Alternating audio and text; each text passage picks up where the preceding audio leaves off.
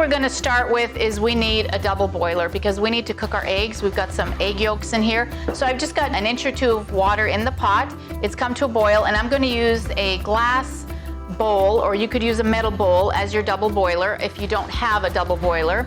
And we need to whip up our egg yolks. So I'm just going to whip them until they break up.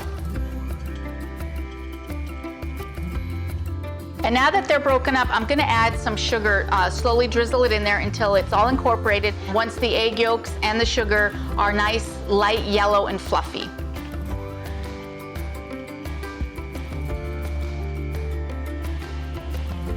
All right, so that only takes like a minute or so.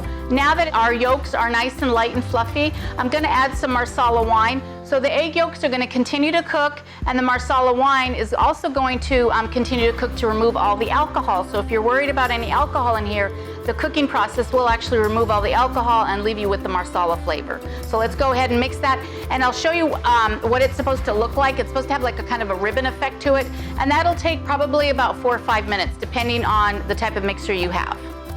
But I'll show you what it looks like when we're done.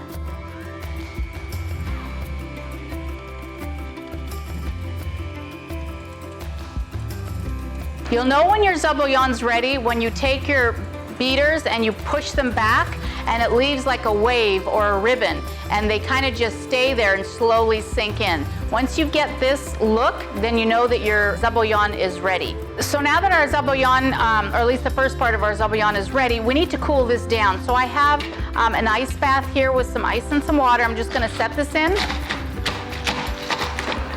And I'm just going to keep mixing with the mixer until it's all kind of cool and not hot anymore, because we're going to be adding another ingredient in here and we don't want it to melt, so we need to cool this down. And this will just take a few minutes. All right, so now our zabaione is cool, and you could just do an old-fashioned way, just stick your finger in there and make sure it's just not hot, and that's basically what you want, just to make sure that it's cool. And so now we're going to go on to the next step. So let me get rid of this water. All right, so now that was probably the most difficult part of the whole dessert. The rest is going to be super easy. So we've just got some heavy whipping cream that we are going to whip. And to that, once it's whipped, we're going to add some mascarpone. So we'll just whip this up. So now that our whipped cream looks like it's all coming together, I'm now going to add some mascarpone just to incorporate the two of them together.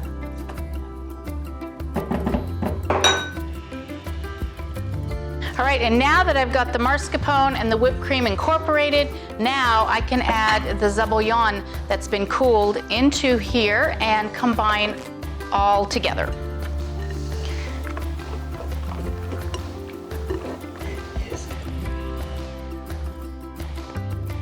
And I just want to scrape down the sides.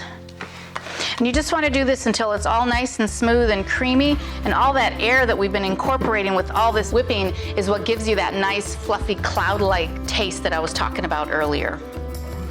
All right, now that this has all come together, it's nice and creamy and fluffy, we're going to refrigerate this until we're ready to serve it, and I will show you how to put this together. Now you can serve this dessert any different way that you like, but the way I like to do it is to serve it in a wine glass. So what I'm going to do is I'm going to start with putting my zabaione in the bottom of my wine glass.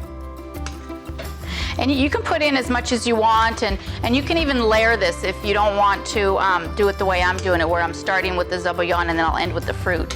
You can do a layer of each at a time, so whatever works for you.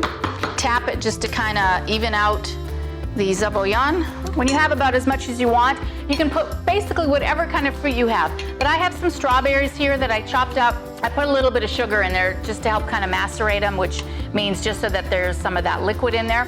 So I'm going to spoon over my chopped strawberries. Like I said, you can add peaches, you can add apricots, whatever fruit that you have on hand is totally fine. And I've also got a few blueberries. So I'm going to throw a few of those blueberries in there and top it off with a beautiful sprig of mint. And you can see this is just a wonderful, very light, it's like a cloud of goodness in a cup, and your family will enjoy it. I hope you enjoy it. I hope you give it a try. Until next time, ciao, ci vediamo dopo.